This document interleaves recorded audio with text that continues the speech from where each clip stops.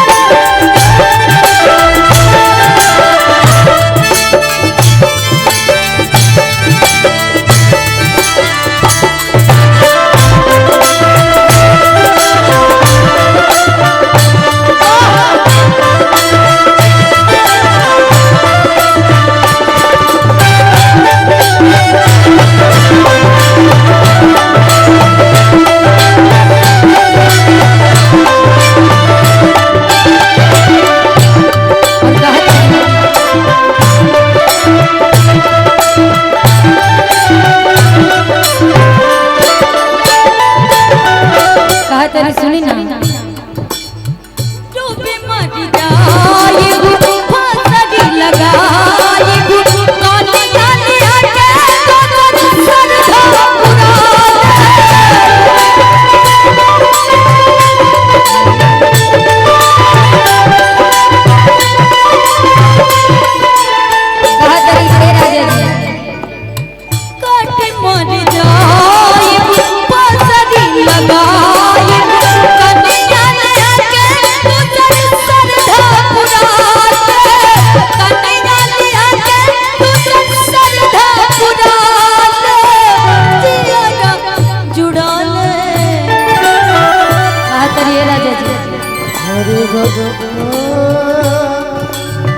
रहना रही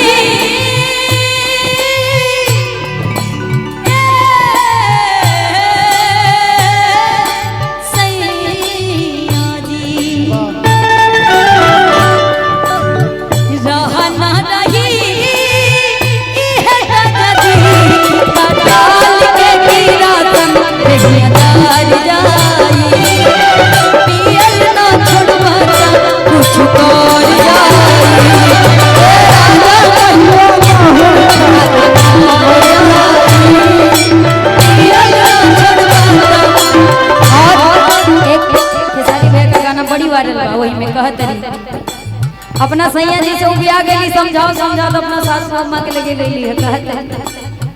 हमरो के लगई सुताले हमरो के लगई सुताले बेटा राउर पी के रोज कहला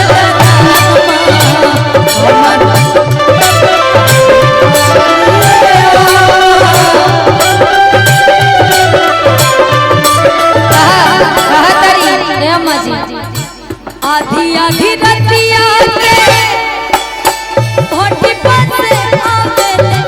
पीटी के केवाड़ी हमारा के जगवेले